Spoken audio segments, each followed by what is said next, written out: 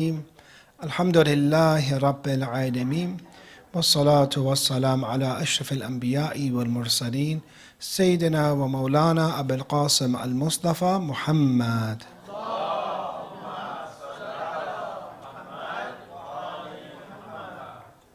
وعلى أهل بيت الطيبين الطاهرين ولعنة الله على أعدائهم إلى قيام يوم الدين.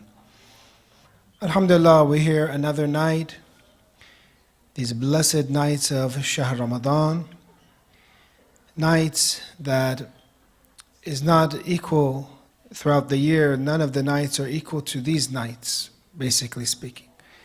And that believer and that mu'min is one who takes advantage of these nights and does not just wait for the night of Qadr or destiny to ask for forgiveness, to make dua. That every night in Shahr Ramadan is like the night of Qadr, it's like the night of destiny. But if only we know its worth. Things are downhill in Shahr Ramadan. Fasting is easier in this month compared to fasting in other months.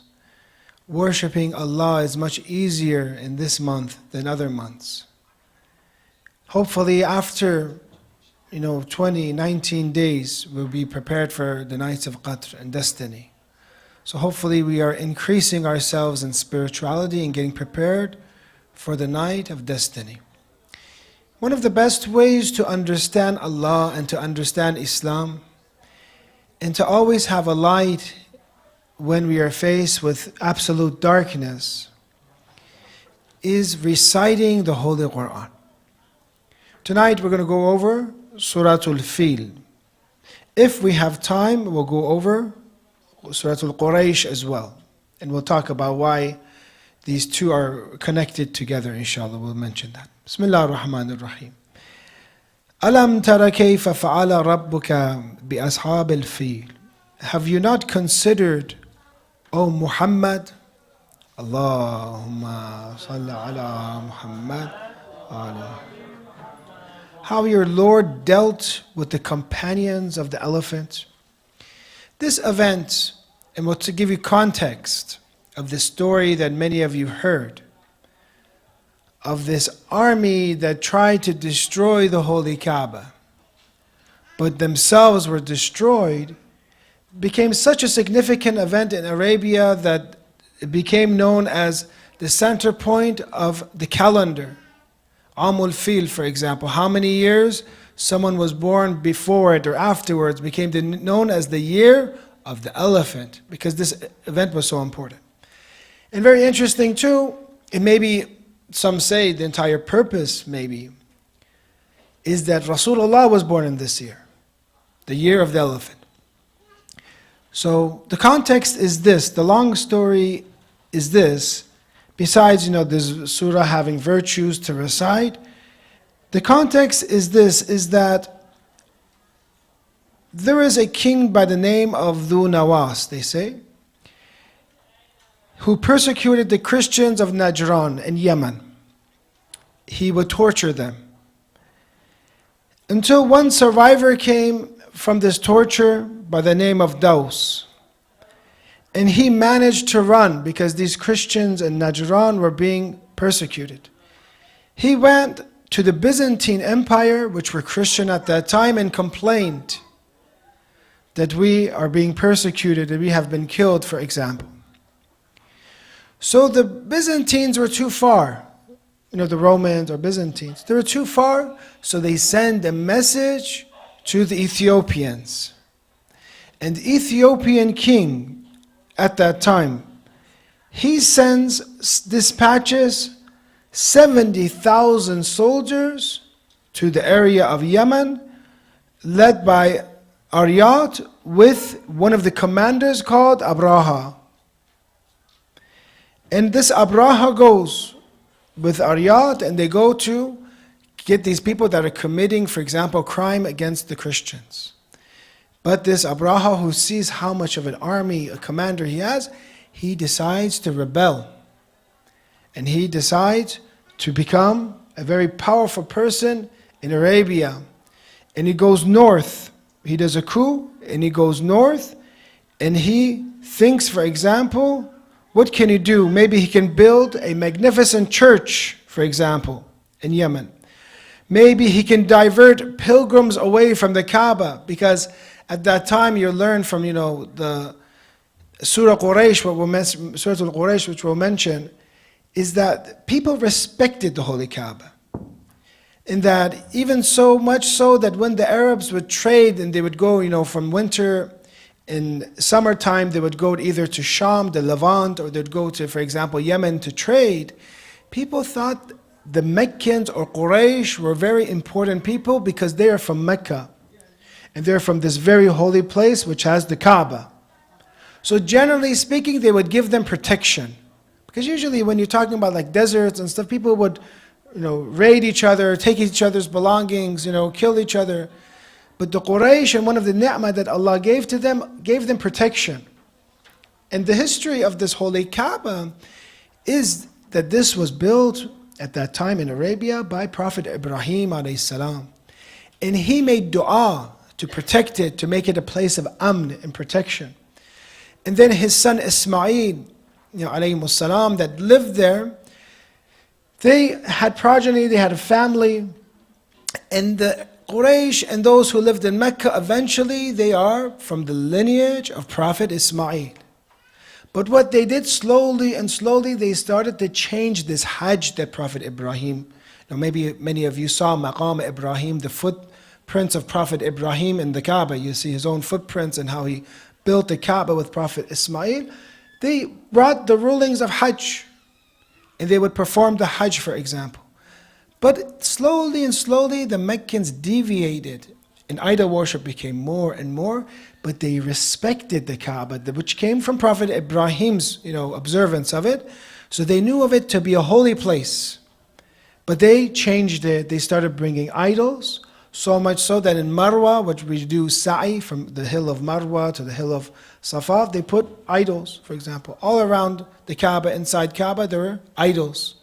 They slowly changed from Tawheed to monotheism of Prophet Ibrahim, but not everyone. Some had the religion of the Hanif, for example. They did not do polytheism.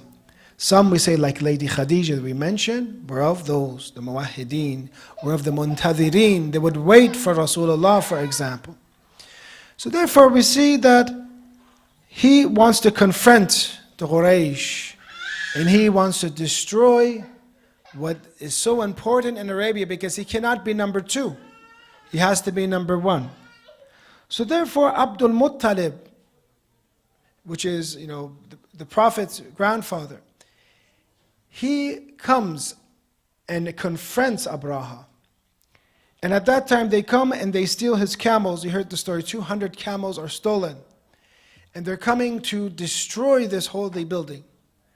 And the very famous statement that Abdul Muttalib comes and approaches him and says to him, he asks about the camel. It does not ask about the Kaaba. He says, give me back the camels.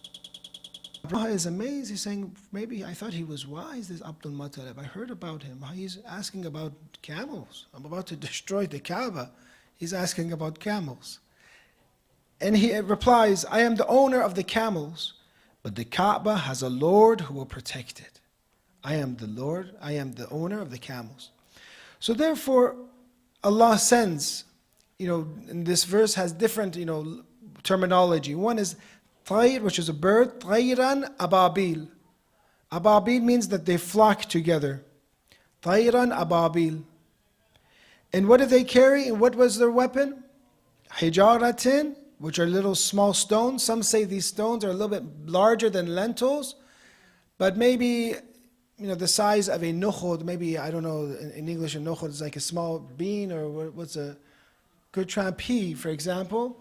It's smaller than a pea, but larger than a lentil, something that's small. That's what they say, which is made out of sijil.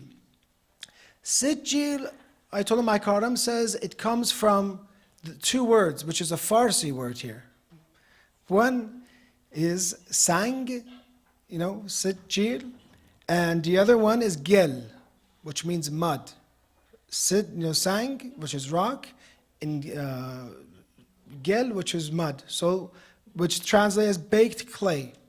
So if you put them together, sang, for example, put sang together, and they put gel, sangel, sang, they don't have, they say sangel, sajil. It became sajil after a while. So this is one of the Farsi words they say, which is in the Holy Quran. Then they threw these little, larger than lentils, smaller than peas, at them, baked clay, and reducing them to lifeless bodies. And the Quran says, كَعَسْفٍ مَأْكُولٍ, like a straw. That is not only a straw, that is eaten up, chewed up, ma'kul, has been chewed up like that.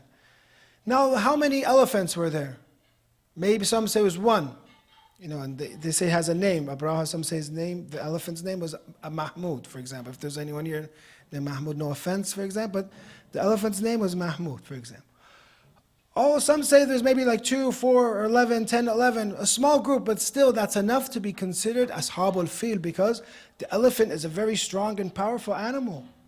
And you see, for example, if someone's riding with an elephant, you're wondering, what can I do? And this is one of the miracles of Allah, that He chooses to wipe out one of the largest animals at that time with the smallest of birds, for example, small bird, and the smallest of things, something larger than a lentil. Wipes out the largest of animal. Meaning for Allah, it doesn't take, when He wants to show His power, He shows it with the smallest of things. You destroy and wipe them out, even though they can have the best, for example, technology, they can have the best military, but if Allah wants, He will strike it down and destroy it. Now some say here, why was this protected? Some say because these are part of that continuation or chain of miracles of Rasulullah. Some say this. Not only is the Kaaba obviously holy, but the fact that Rasulullah is going to be born to wake up the Quraysh, wake up the area, that something special is going to happen now. Pay attention, for example. Some say this. So therefore, let's get into the tafsir of some of these words. Bismillah ar-Rahman ar-Rahim. Alam tara kayfa. Tara means, have you not seen? Now the interesting thing is here, if you pay attention to these explanations, Rasulullah was not born yet. He was, in that year he was born, for example. So how could Rasulullah as an infant or not born yet, how can he see? Alam tara, have you not seen?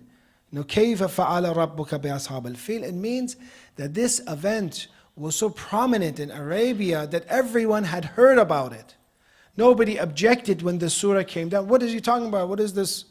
You don't hear in his books of history, there's no Ashab al-Fil. Everyone knew about this.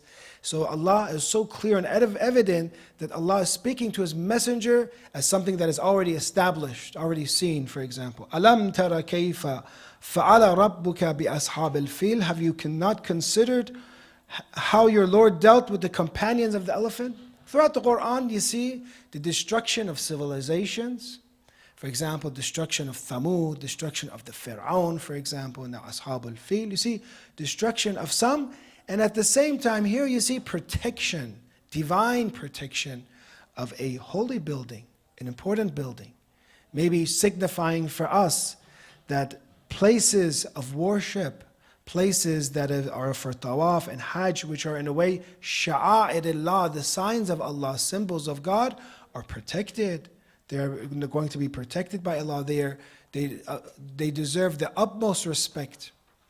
And those who are, for example, doing hajj, they deserve respect, for example. So masajid deserve respect. Muqaddasat, holy things in general, deserve, this is one of the messages of the surah, is that holy things, we can understand, deserve respect. The prophets deserve respect. Imams deserve anything. There's a sign and symbol of Allah. Allah will protect it. Allah will protect it. And there's a very large sin to fight against it, for example. In some of the books it's mentioned that one of the gravest of sins is to fight against the infallible Imam. That is one of the worst of sins. Because again, these are signs and symbols or sha'a'ir, symbols of Allah. Because how Imam Ali alayhi salam, soon will be crying for our Mawla in our dear Imam Ali alayhi salam, as he mentions himself that Ana ayatullah al-uzma, I am the great or greatest sign of Allah. Because human beings higher than, you can say, than buildings, higher than masjids, are humans. the infallible human, insan al-kamil, or the perfect human, he is the greatest sign of Allah because he is the greatest protector, the greatest worshipper of Allah. He's the greatest, for example, worshipper and sign of Allah, reflection of Allah. So therefore you see that how terrible it is to fight against the symbols and signs of Allah. And this is one of the gravest sins. Alam yaj'al kaydahum fit tadlil. Did he not make their plan into misguidance? Dhalla means misguidance. To misguide something. For example, it's going to hit straight and you misguide it so it doesn't become effective anymore. Tadlil here can mean it is not effective. They're going to destroy the Holy Kaaba. But Allah's plan is that He made their plan into misguidance. وَأَرْسَلَ عَلَيْهِمْ طَيْرًا أَبَابِيلَ. And He sent against them birds of flock. Ababil is flocks, طير. تَرْمِيهِمْ بِحِجَارَةٍ مِّن سِجِّيلٍ. Striking them with stones of hard clay, or baked clay. فَجَعَلَهُمْ كَعَصْفٍ مَأْكُولٍ. Then He made them like eaten straw. So therefore, one of the interesting points that we try to reflect these nights of Shahr Ramadan is that the power of Allah is unstoppable from this surah. If Allah wills something to happen, it will be unstoppable. They cannot do anything. And this gives you that hope during the dhuhur of the Imam of the age. Or you see, for example, that when Rasulullah was in Badr, they mentioned, I saw beings, angels come for assistance. Then when Allah wants, and He has that will to protect Imam al-Zaman, that miraculously, just like Ashab al-Fil, for example, they miraculously were victorious with little birds, the Imam of the age will also be victorious because there will be help from the unseen.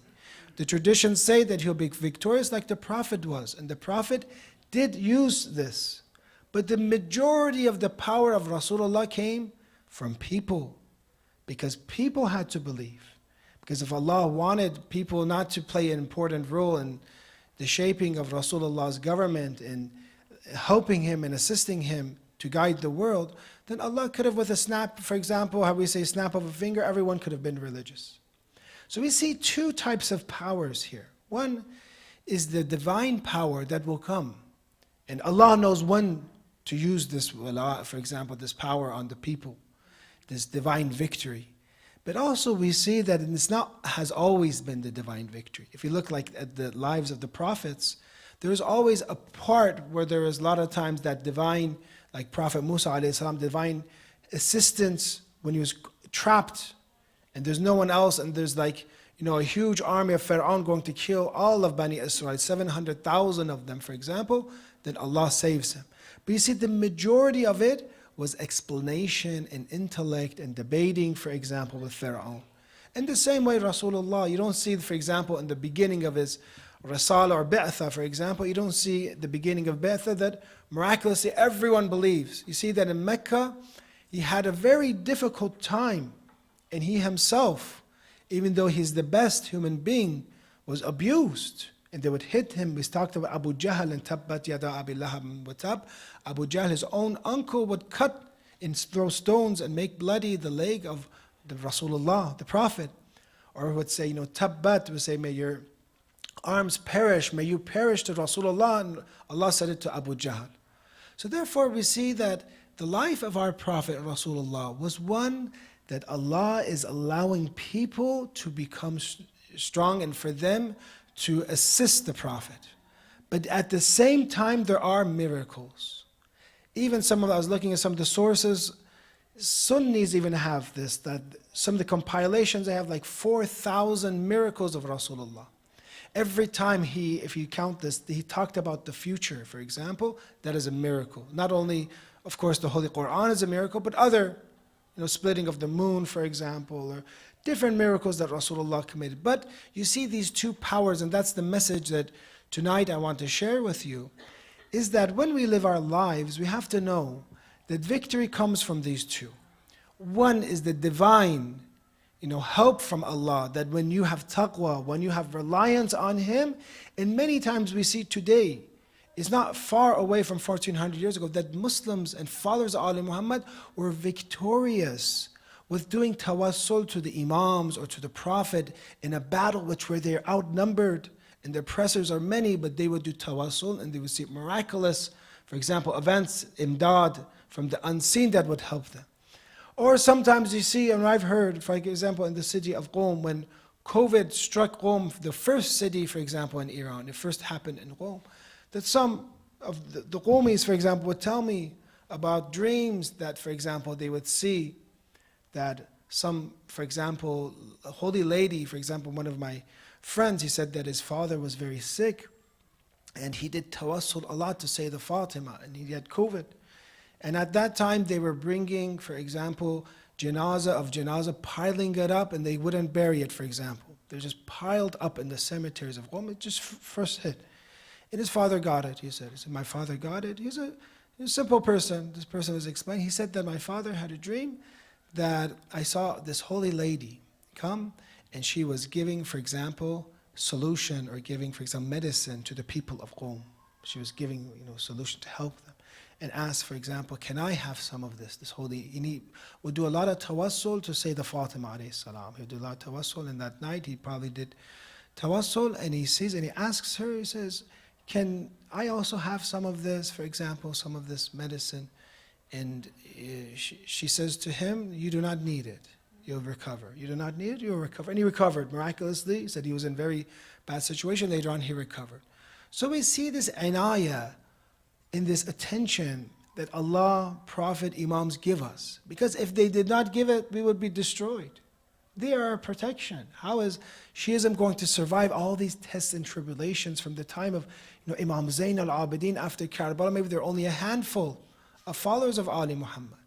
And so how many oppressors we had, like Hajjaj, for example, those who would have a museum of the skulls of followers of Ali Muhammad, of the Shia, for example. Now some say 70,000, 100,000 Shia, for example, Hajjaj murdered and killed. So therefore we see we have one aspect that we need to have hope, and this is a sign of hope for us. That sometimes you'll see an entire army come, army that outnumbers you, outpowers you, but victory is in the hands of Allah. Allah will give victory. And so many times, examples you can look through modern history, that this happened to us. That there are those. Ayatollah Wahid Khorasani, it's mentioned that one of his students said that he mentions a story that when the Russians attacked Iran, and this was a time where they even damaged the shrine of Imam Rida alayhi salam, in the northern parts of Iran, the Russians had ammunition, had guns, powdered guns to use. And at that time the Iranians didn't. They had like swords, so they were outgunned. And he says that they saw one person come to the battlefield and they didn't know what to do with these bullets, because this was something new. When a bullet would hit, what do you do with this, for example? This one person, he would make it, and it was very hard for people because there wasn't medication to have operate on them, to have surgery to remove this bullet. So they saw one person, for example, come and he would make dua or something, and they would help remove, for example, this bullet. And then, he says, that I'm, as from a representative from few mediums, wasa'il, few mediums, I came from the Imam of the age to help you guys. Why? Because of two things.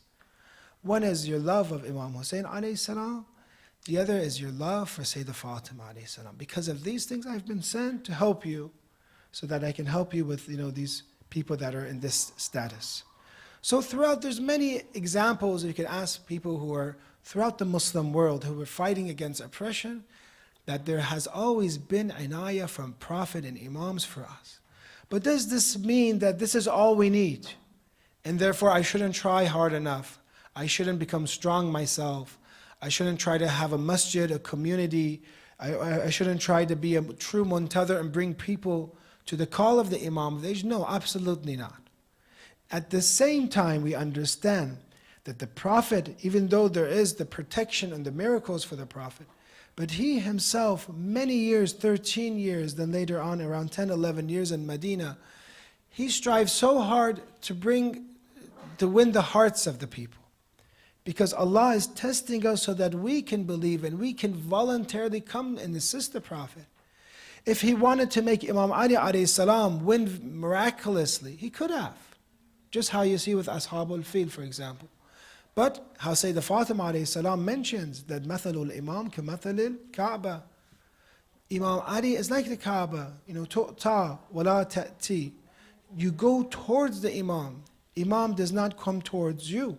If you want to become a good Muslim, if you want to become a good follower of Imam Ali alayhi salam, you have to come and change yourself, your life, and go towards Imam. Kaaba does not come towards here, even though many people in Los Angeles wish they would put their money together and they bring Kaaba here, for example, so they don't have to go all the way and do that and sign up online. It takes forever, for example. They wouldn't have to do that. They would bring the Kaaba. But we have to go towards the Kaaba. We have to become perfect. We have to strive.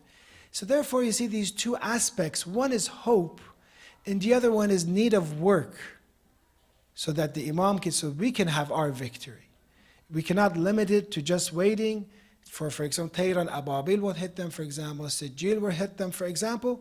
Yes, Allah will help us, assist us, and so far, alhamdulillah, Allah has made us so powerful. If we see in these last years, how powerful we have become. But it is from the grace and lutf of Allah, and two, it is from the belief and strong work of the believers. For us to become victorious, the lesson is we need these two, that tawakkul and reliance on Allah's power, that He is the true superpower. He is the one who is controlling everything. He is the one that we say, La hawla wa la quwwata illa billah. He is the true power. There's no other efficient force or effective force in this world but Allah.